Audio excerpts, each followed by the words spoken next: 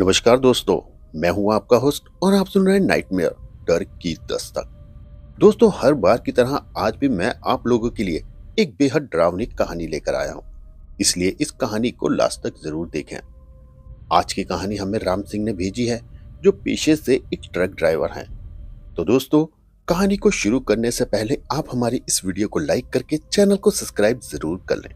आगे की कहानी सुनते हैं राम सिंह की जबानी। नमस्कार दोस्तों, मेरा नाम राम सिंह है। पिछले 15 सालों से काली और सुनसान सड़कों पर ट्रक दौड़ाना ही मेरी जिंदगी रही है। मैंने ट्रक ड्राइविंग का काम अपने चाचा से सीखा था। चाचा अक्सर कहते थे, बेटा, सफर में कुछ ऐसी चीजें मिलती हैं जिन पर हम कभी विश्वास नहीं करते। लेकिन मैंने बीच में ही टोकते हुए कहा, चाचा, आप पुराने ख्यालों के लोग हैं। आज के समय में ऐसा कुछ नहीं होता, और जो भी तुम बता रहे हो ये सिर्फ किताबों में ही अच्छी लगती हैं। हालांकि मैं कभी भूत प्रेत तंत्र मंत्र जैसी रूहानी चीजों में बिल्कुल विश्वास नहीं करता था। मेरा मानना था कि जो दिखता है वही सच है, और ये सब डरावनी बातें सिर्फ कमजोर दिल वालों का वहम होता है। लेकिन उस काली रात मैंने मौत को एक बार नहीं बल्कि 1000 बार अपनी खिड़की के बाहर खड़े देखा। ये बात आज से ठीक 6 साल पहले की है। उन 48 घंटों में मैंने अपनी आंखों से देखा और उस रूह को महसूस किया। उसने मेरा वजूद अंदर तक हिला के रख दिया। उस रात के बाद मैंने तय कर लिया था कि अब मैं दोबारा कभी भी ट्रक का स्टीयरिंग को हाथ नहीं लगाऊंगा। ये कहानी शुरू होती है एक बेहद मनहूस शाम से। मेरी 7 साल की बेटी गुड़िया उस समय तेज निमोनिया से ग्रस्त थी। उसका छोटा सा शरीर बुखार से तप रहा था। जब मैं घर से निकलने के लिए अपना बैग उठा रहा था, उसने बहुत मुश्किल से अपनी आंखें खोली और मेरा हाथ थाम लिया। उसकी पकड़ में वो ताकत तो नहीं थी, पर एक ऐसी गुहार थी जिसने मेरा कलेजा चीर दिया। वो धीमी आवाज में बस इतना बोली, पापा, आज मत जाओ ना, मुझे बहुत डर लग रहा है। दूसरी तरफ मेरी बीवी, उसकी आंखों में भी एक अजीब सा खौफ देख सकता था, जैसे उसे आने वाले किसी तूफान की पहले से ही भनक लग गई हो। उसने मेरा रास्ता रोकते हुए कहा, आप आज मत जाइए। बड़े बुजुर्ग कहते हैं कि अगर घर से निकलते वक्त कोई ऐसे टोके या बच्चा रोए तो वो यात्रा कभी सुखद नहीं होती। अभी मेरे दिमाग में कि जाऊं या ना जाऊं ये सब चल ही रहा था कि तभी सेठ का फोन आ गया। उसकी आवाज में कोई हमदर्दी नहीं थी, बस एक सख्त हुक्म था, राम सिंह, दिल्ली से गुवाहाटी का माल अगर कल सुबह सूरज निकलने से पहले फैक्ट्री से नहीं निकला तो अपना पिछला हिसाब भूल जाना, और हां, अगली बार से गाड़ी मांगने मत आना। पेट की आग और मजबूरी इंसान से क्या कुछ नहीं करवाती। मैंने अपनी बेटी का माथा चूमा, बीवी को दिलासा दिया और भारी मन से रात के 11 बजे फैक्ट्री की तरफ निकल पड़ा। फैक्ट्री पहुंचा तो माल लोड होने में और भी देरी हो रही थी। वहीं मेरी मुलाकात मेरे खलासी छोटू से हुई। छोटू मुश्किल से 19-20 साल का लड़का था, एकदम मासूम और मेहनती। वो सिर्फ मेरा हेल्पर नहीं था, मैं उसे अपने छोटे भाई जैसा मानता था। छोटू उस रात बहुत ज्यादा खुश था। वे अपनी पहली इतनी लंबी ट्रिप पे जा रहा था। वो बार बार ट्रक के टायरों को चेक कर रहा था, लाइटें साफ कर रहा था। मैंने उसे कई बार पहले भी टोका था, छोटू, ये ड्राइविंग की लाइन बहुत गंदी है रे। तू कुछ पढ़ लिख ले और कोई अच्छा सा काम दे। क्यों हमारी तरह धूल और धुएं में अपनी जवानी फूंक रहा है?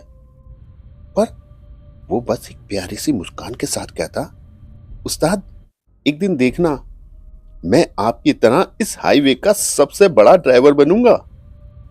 उसकी ये मासूम बातों ने मेरा उदास मन को थोड़ा हल्का कर दिया।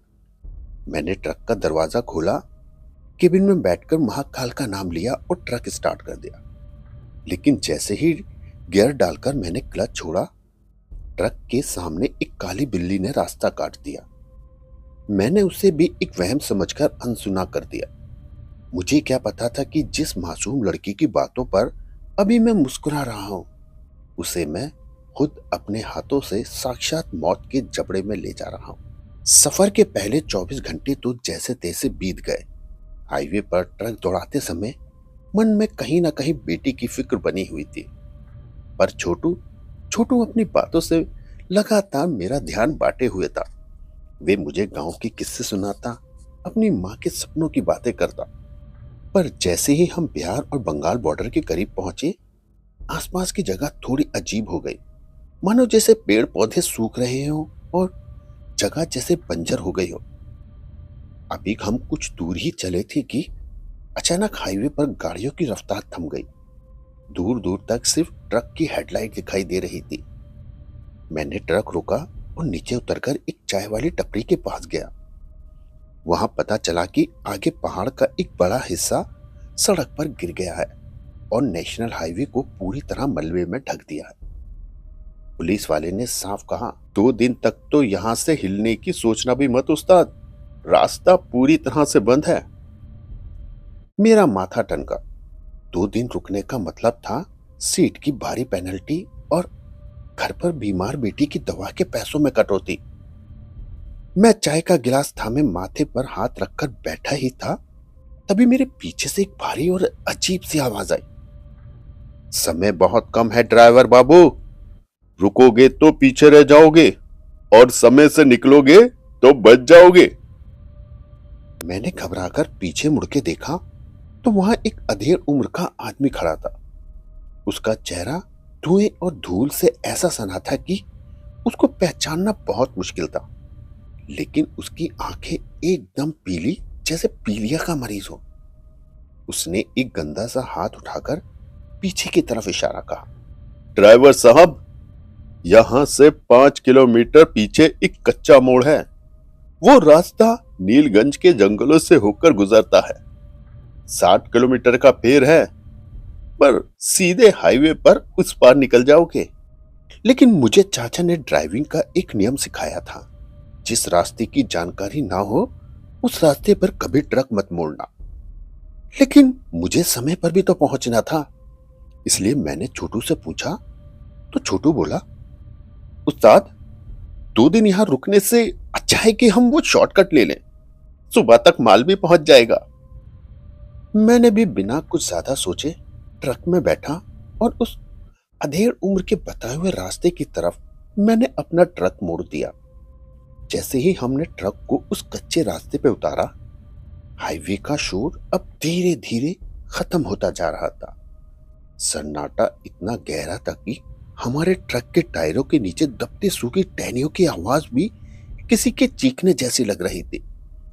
जंगल इतना घना था कि पेड़ की टहनियां ट्रक के केबिन से बार बार टकरा रही थी। अभी मैंने देखा कि ट्रक के डैशबोर्ड पर लगा मेरा छोटा सा जीपीएस झिलमिलाने लगा है। उसकी स्क्रीन पर रास्ता दिखाने की जगह आड़ी तिरछी लकीरें बनने लगी और अचानक एक तीखी आवाज के साथ जीपीएस बंद हो जाता है। मैंने अपना मोबाइल निकाला, पर वहां नो सर्विस लिखा हुआ आ रहा था। नेटवर्क का एक भी खंबा नहीं था। तभी छोटू बोला, उस्ताद, ये रास्ता तो बहुत डरावना है, यहां तो कोई चिड़िया भी नहीं बोल रही। मैं छोटू की आवाज में डर साफ देख सकता था। लेकिन कुछ दूरी चलने के बाद मैंने देखा कि सामने से रास्ता अचानक 3 हिस्सों में बंट गया। कहीं कोई बोर्ड नहीं था, कहीं कोई लाइट नहीं। मैंने अंदाजे से बीच वाला रास्ता चुना, पर जैसे ही हम अंदर बढ़ रहे थे, धुंध इतनी घनी हो गई कि सामने का बोनट भी अब दिखना मुश्किल हो गया था। सबसे अजीब बात यह थी कि कोहरा होने के बावजूद वहां पे गर्मी महसूस हो रही थी। तभी अचानक हेडलाइट की रोशनी में हमें दूर एक पीली सी लाइट टिमटिमाती हुई दिखी। हमने सोचा शायद कोई बस्ती है, पर हमें क्या पता था कि हम अपनी मर्जी से चलकर मौत के जाल के सबसे करीब पहुंच चुके हैं। जब हम उस पीली रोशनी के पास पहुंचे तो हमने देखा वहां एक साइन बोर्ड है, जिस पर लाल अक्षरों में लिखा था, अंतिम बसेरा ढाबा। जैसे ही हमने ट्रक को ढाबे के सामने खड़ा किया, इंजन बंद होते ही सन्नाटा छा गया, मानो एक सुई के गिरने की आवाज भी हम सुन सकते थे। ढाबा देखने में पुराना था। उसकी छत पर घास फूस जमी थी और खंबे तिरछे हो चुके थे। पर ताज्जुब की बात यह थी कि इतनी रात को इस वीरान जंगल में वहां काफी चहल पहल थी। करीब 5-6 ट्रक खड़े हुए थे। पर गौर करने वाली बात यह थी कि उन ट्रक के इंजन से ना कोई गर्मी निकल रही थी और ना ही उनके केबिन में कोई रोशनी थे। छोटू को जोर की भूख लगी थी। छोटू बोला, उस्ताद, भूख से पेट में मरोड़ उठ रही है। चलिए जो मिलेगा खा लेंगे। हम ढाबे के अंदर दाखिल हुए। अंदर का नजारा और भी अजीब था। वहां करीब 10-12 लोग अलग अलग मेजों पर बैठे हुए थे। सब अपनी अपनी थाली में मुंह गड़ाए खाना खा रहे थे। पर पूरे ढाबे में बर्तनों के टकराने की एक आवाज नहीं आ रही थी। वहां कोई बात नहीं कर रहा था, कोई हंस नहीं रहा था। और सबसे अजीब बात, वहां जल रहे लालटेन की रोशनी पीली नहीं बल्कि हल्के नीले रंग की निकल रही थी। तभी वेटर हमारे पास आया। उसने कोई कपड़ा नहीं पहना था, बस एक मेली सी लुंगी थी। उसका रंग राख जैसा भूरा था और उसकी आंखों में सिर्फ सफेद हिस्सा था। पुतलियां तो मानो गायब ही थी। उसने बिना हमसे पूछे 2 थालियां लाकर मेज पे पटक दी। थाली में जो खाना था उसे देखकर तो मेरी भूख ही मर गई। दाल का रंग एकदम काला, जैसे उसमें नाली का पानी मिलाया गया हो। और रोटियां तो ऐसे सख्त थी जैसे चमड़ा। छोटू ने जैसे ही पहला निवाला मुंह में लिया, उसका चेहरा पीला पड़ गया। उसने तुरंत वो निवाला बाहर थूका और मैंने देखा उस निवाले के साथ एक सड़ा हुआ इंसानी नाखून गिरा था। छोटू डर के पीछे हो गया और बोला, उस्ताद, ये तो इंसान का नाखून लग रहा है। तभी मेरा ध्यान कोने वाली मेज पे गया। वहां पर एक लड़की बैठी थी, सुर्ख लाल जोड़े में। दुल्हन के कपड़े एकदम नए और चमकदार थे, पर उसका चेहरा घूंघट से आधा ढका हुआ था। वे खाना नहीं खा रही थी, बस अपने हाथों की लंबी लंबी उंगलियों से मेज को खुरच रही थी। जैसे ही मेरी नजर उस पर पड़ी, उसने धीरे से अपना घूंघट ऊपर उठाया। उसकी मुस्कुराहट देखकर तो मेरे रोंगटे ही खड़े हो गए भाई साहब। उसके होंठ फटे हुए थे और दांतों की जगह काले नुकीले पत्थर जैसा कुछ दिख रहा था। वे मुस्कुराते हुए अपनी उंगली से मुझे अपने पास बुलाने का इशारा करने लगी। उसकी आंखों में एक ऐसी भूख थी जो जिस्म की तो नहीं थी, वो भूख किसी इंसानी रूह की थी। अचानक ढाबे के बाकी लोग, जो अब तक अपना खाना चुपचाप खा रहे थे, एकदम सब रुक गए और उन्होंने अब अपना धीरे धीरे सर हमारी तरफ मोड़ना शुरू कर दिया। ये नजारा देखकर मैं समझ चुका था कि सब कुछ वैसा नहीं है जैसा हम सोच रहे हैं। मैंने चिल्लाकर छोटू का हाथ पकड़ा, छोटू भाग यहां से। और हम पागलों की तरह बाहर की तरफ भागे। पीछे से सबकी एक साथ हंसने की आवाजें आने लगी। एक ऐसी हंसी जो किसी के गले कटने जैसी लग रही थी। हमने ट्रक का दरवाजा खोला, इंजन स्टार्ट किया और पागलों की तरह रेस दबा दी। मैंने पीछे शीशे में देखा, वो दुल्हन ढाबे की दहलीज पे खड़ी थी और हवा में हाथ हिलाकर हमें विदा कर रही थी, जैसे मानो उसे पता हो कि हम ज्यादा दूर नहीं जा पाएंगे। अब ट्रक की रफ्तार 80 को पार कर चुकी थी, पर मेरा दिल उससे भी कहीं ज्यादा तेज धड़क रहा था। ढाबे का वो मंजर दिमाग से निकल ही नहीं रहा था। छोटू केबिन के कोने में दुपक कर बैठा था और उसके हाथ बुरी तरह से कांप रहे थे। छोटू ने डरते हुए मेरी तरफ देखा और बोला, उस्ताद, वो लोग इंसान तो नहीं लग रहे थे। क्या हमने यहां रुककर कोई बड़ी गलती कर दी है? मैं छोटू को क्या दिलासा देता, उससे ज्यादा डर तो मुझे खुद लग रहा था। मैंने बस इतना कहा कि हम जल्दी इस जंगल से बाहर निकल जाएंगे। पर तभी मेरी नजर सामने सड़क पर पड़ी। करीब 100 मीटर दूर हेडलाइट की तेज रोशनी में कुछ लाल रंग का सा चमक रहा था। हम जैसे जैसे करीब पहुंचे, मेरे तो पैरों ही तले जमीन ही खिसक गई। सड़क के ठीक बीचों बीच वही लाल जोड़े वाली दुल्हन पड़ी थी। उसका शरीर आधा मुड़ा हुआ था और सड़क पर चारों तरफ काला गाढ़ा खून फैला था। मैंने ये देखते ही तुरंत जोर से ब्रेक मारा। ट्रक घसीटता हुआ ठीक उस औरत के पास जाके रुक गया। लेकिन जैसे ही हमने ट्रक की खिड़की से उस औरत का चेहरा देखा, हमारा तो दिमाग ही सुन हो गया। ये कोई और नहीं बल्कि वही औरत थी जो अभी कुछ देर पहले हमें ढाबे पे बैठी हुई मिली थी, उसी लाल सुर्ख जोड़े में। मैंने कहा, ये कैसे मुमकिन हो सकता है? वो तो पीछे ढाबे पर थी, ये हमसे आगे कैसे निकल गई? लेकिन जैसा कि मैं पहले ही आप लोगों को बता चुका हूं, मैं भूत प्रेत जैसी चीजों में बिल्कुल भी विश्वास नहीं करता था। इसलिए मैंने तय किया कि मैं इसकी मदद करूंगा। अब आप इसे मेरी इंसानियत कहिए या मेरा दुर्भाग्य। मैंने सोचा शायद ढाबे पर हमें कोई वहम हुआ होगा और ये सच में कोई और बेचारी लड़की है जिसका एक्सीडेंट हो गया है। इंसानियत के नाते मुझे इसकी मदद करनी चाहिए। बस यही सोचकर मैं ट्रक से नीचे उतरा।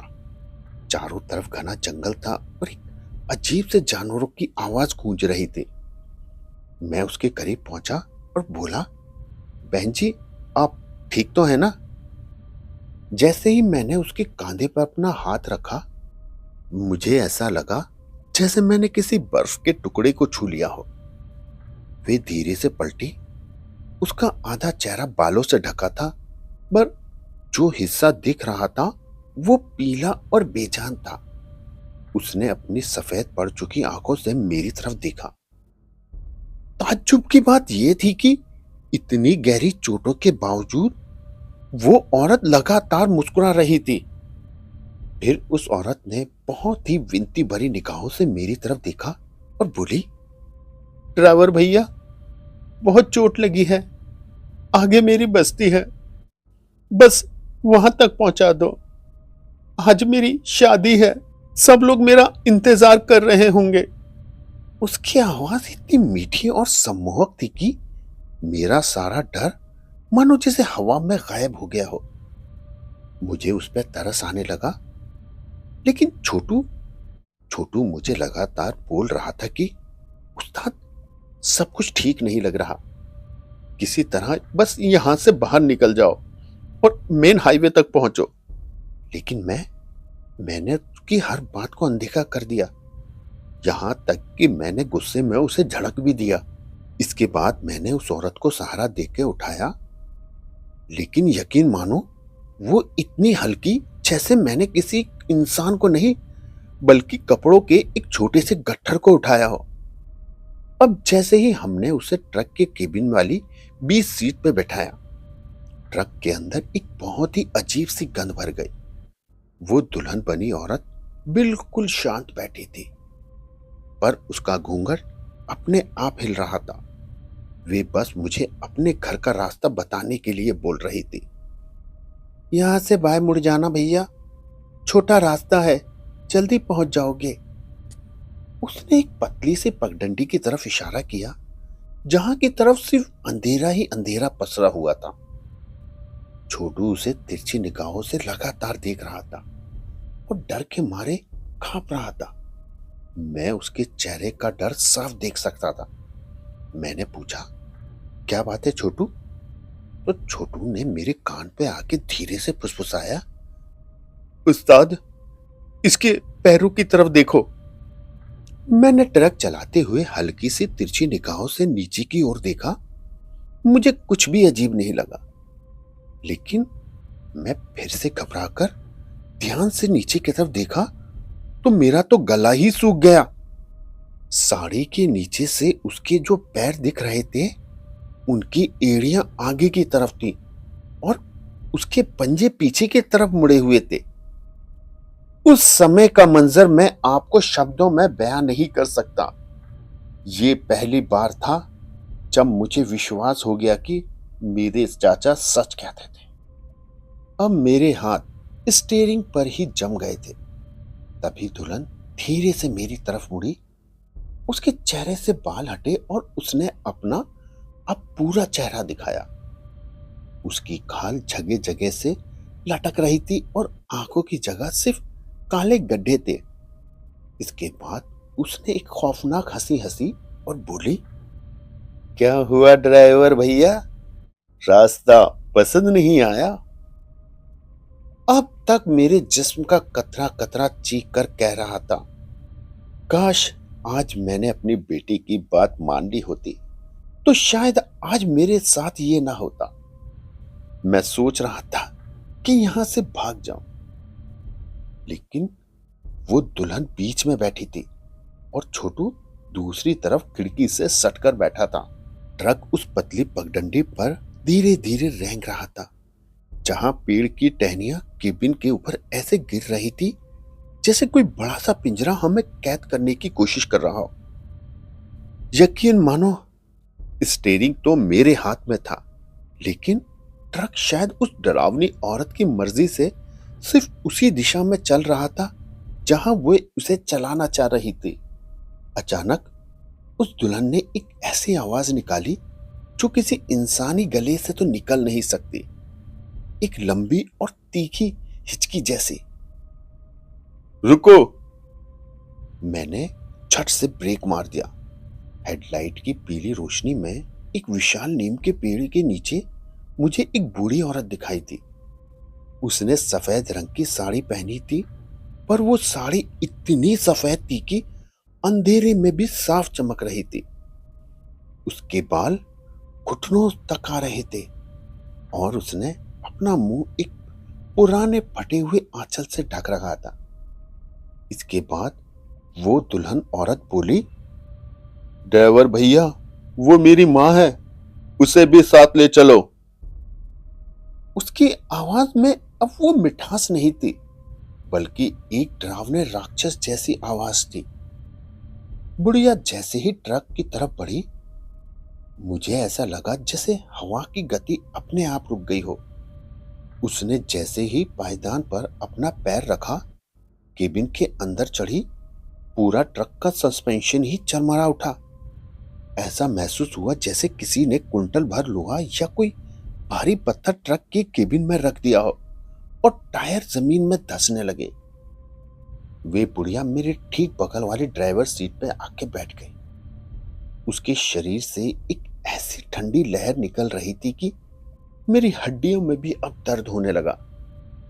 मैंने अपनी नजरें नीचे रखी, पर फिर भी मेरी नजर उस बुढ़िया के हाथों पर चला गया। उसकी उंगलियां बहुत लंबी थी और नाखून काले और मुड़े हुए थे। मैंने कहा, माई, इतनी रात में यहां जंगल में आप क्या कर रही हो? मेरी आवाज कांप रही थी जैसे कोई बच्चा डर के मारे हकलाता है। बुढ़िया धीरे से मेरी तरफ मुड़ी। उसने अपने चेहरे से वो आंचल हटाया। वो चेहरा देखने के बाद मैं आज भी चैन से सो नहीं पाता हूं। उसका चेहरा पूरी तरह से जला हुआ था, जैसे किसी ने उसे जिंदा आग में झोंक दिया हो। नाक की जगह सिर्फ 2 छेद थे और उसकी आंखों में सिर्फ जलती हुई आग जैसे कुछ उसमें दिख ही ना रहा हो। वे अपनी फटी हुई आवाज में बोली, अपने दामाद का स्वागत करने आई हूं बेटा। आज इस जंगल में बरसों बाद कोई जवान खून आया है। आज मेरी बेटी की अधूरी शादी पूरी होगी और ये जंगल फिर से आबाद और जिंदा हो जाएगा।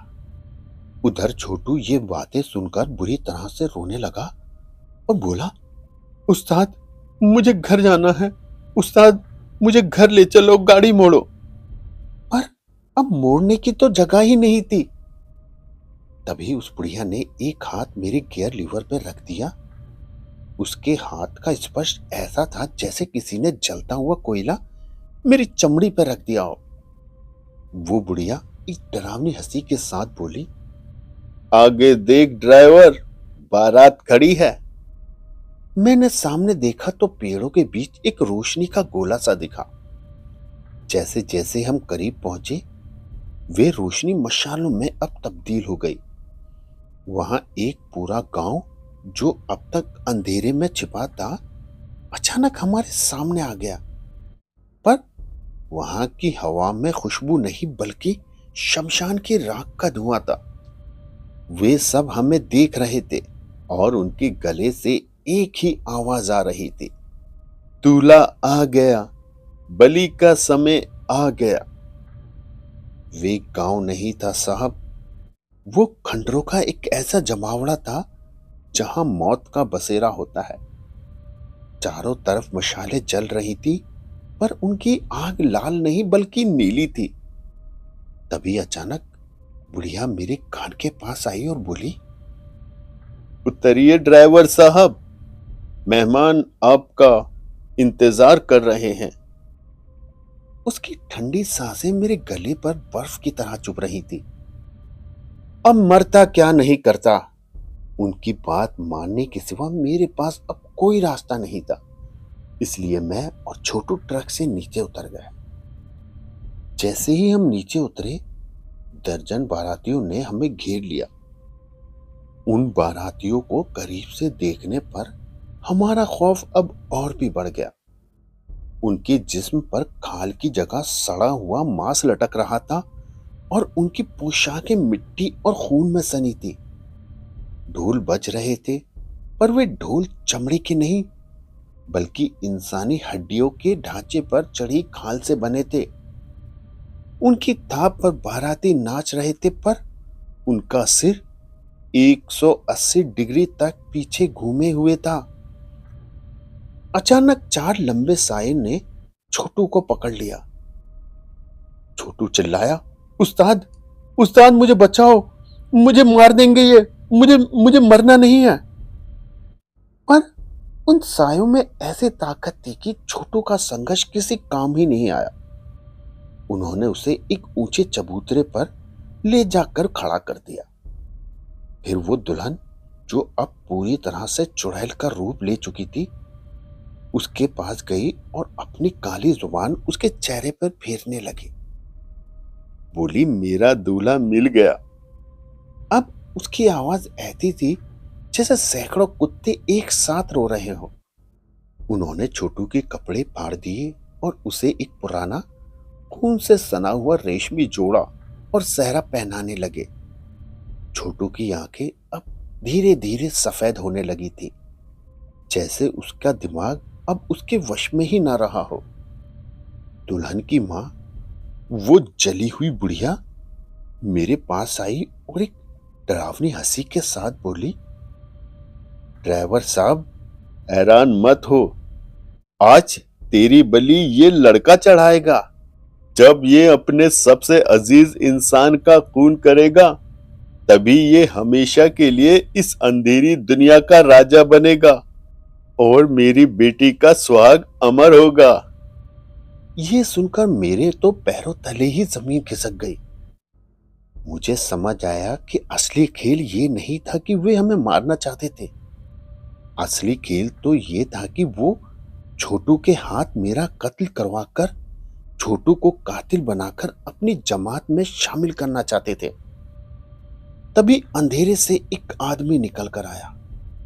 उसने काले कपड़े पहने थे और उसके हाथ में एक विशाल सा गंडासा था जिस पर ताजा खून लगा था।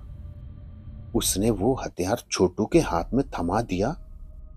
छोटू ने गंडासा पकड़ा और मेरी तरफ मुड़ा। उसकी आंखों में अब कोई पहचान नहीं थी। मैं छोटू को बताना चाहता था कि मैं तेरा उस्ताद हूं, होश में आ छोटू, ये मत कर।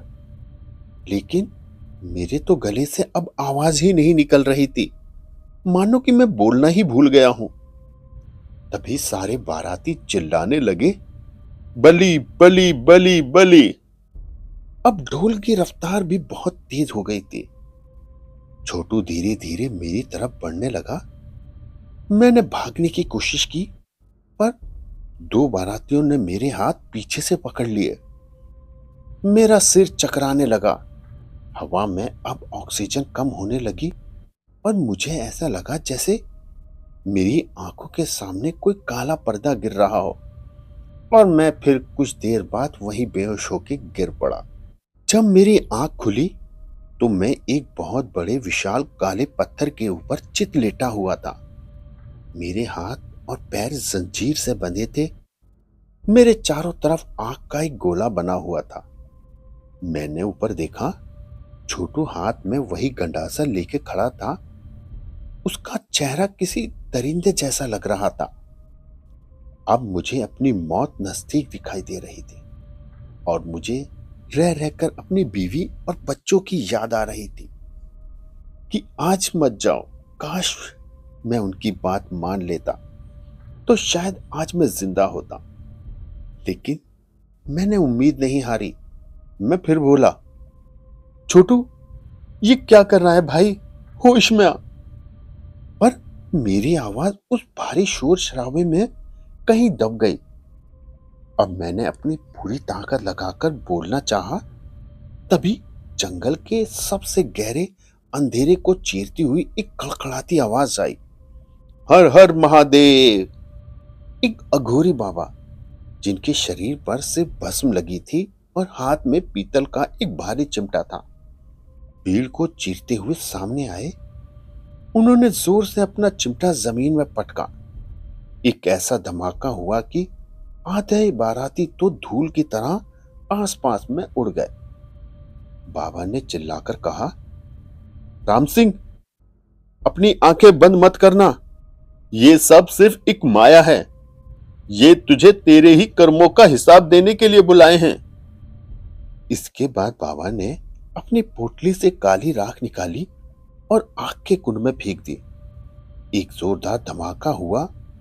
जो दुल्हन अभी तक सुंदर लग रही थी, अब वो गलकर एक कंकाल में बदल गई।